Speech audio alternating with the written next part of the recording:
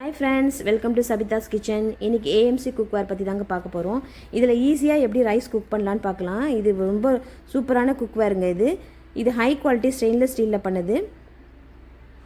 இப்போ இதில் rice cook பண்ண போகிறோம். ரொம்ப ஈஸியாக குக் பண்ணிடலாம். இப்போ நான் 1 டம்ளர் பாஸ்மதி ரைஸு நல்லா ஊற வச்சுருக்கேன் 20 மினிட்ஸு. இப்போ அதுக்கு 1.5 டம்ளர் தண்ணி சேர்க்குறேன். இந்த தண்ணி நல்லா கொதிக்கட்டும். தண்ணி கொதிக்கும் போது நம்ம இதில் ரைஸை சேர்த்துலாம். ரைஸில் நல்லா தண்ணி இல்லாமல் வடிச்சிட்டு நல்லா கழுவிட்டு வடிச்சிட்டு சேர்த்துடலாங்க.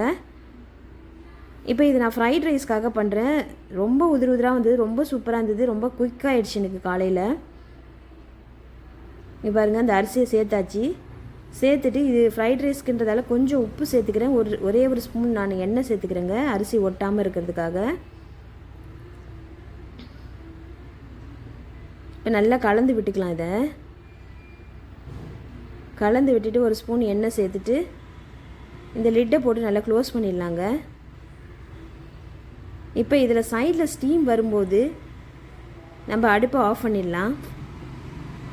இங்கே பாருங்கள், க்ளோஸ் பண்ணியாச்சு. இப்போ நல்லா சைடில் ஸ்டீம் வரும். இந்த அரிசி உள்ளே இருக்க தண்ணியோடு அரிசி கொதித்து நல்லா ஸ்டீம் வரும். இந்த லெஃப்ட் சைடில் இருக்க ரெட் பாயிண்ட் வந்து ரைட் சைட் வந்துடும். இப்போ நல்லா ஸ்டீம் வர ஆரம்பிச்சிச்சு. அடுப்பை ஆஃப் பண்ணிடலாம். அவ்வளோதாங்க, இந்த ஸ்டீம்லேயே குக் ஆகிடும் இந்த ரைஸு. இப்போ ரைட் சைடு இருக்க இந்த ரெட் பாயிண்ட்டு கொஞ்சம் கொஞ்சமாக மேலே போயிடும். மேலே போயிடுச்சுன்னா ரைஸ் குக் ஆகிடுச்சின்னு நமக்கு தெரிஞ்சுக்கலாம்.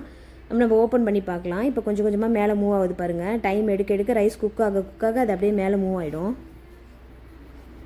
அரிசி சூப்பராக இருக்குங்க. இதில் பலன்னு இருக்கும் சாதம்.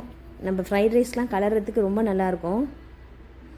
இப்போ நல்லா மேலே போயிடுச்சு. இப்போ ஓப்பன் பண்ணி பார்க்கலாம். ரைஸ் பார்த்திங்கன்னா நல்லா பலன்னு குக் ஆகிருக்கும். ரொம்ப சாஃப்டாக வெந்திருக்கும். இங்கே பாருங்கள், கொஞ்சம் கூட அடி பிடிச்சிருக்காது. நல்ல நீட்டாக வெந்திருக்கும். இப்போ பாருங்கள், இப்போ நான் டேரெக்டாக போடுறேன். நான் ஆற கூட வைக்கல ரைஸை. நல்லா டேரெக்டாக போட்டு கலர்றேன். ரொம்ப சூப்பராக இருக்கும். ட்ரை பண்ணி